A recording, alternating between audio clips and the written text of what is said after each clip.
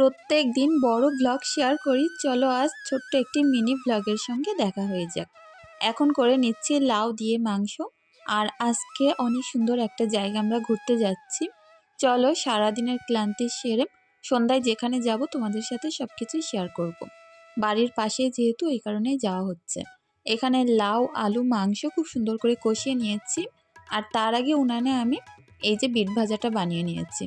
Husband এদিকে আমাদের ওই বাড়ি থেকে সিম মিসলি পুঁই শাক এইগুলো পেরে এনেছে, একটা বেগুন হয়েছিল ওটাও এনেছে।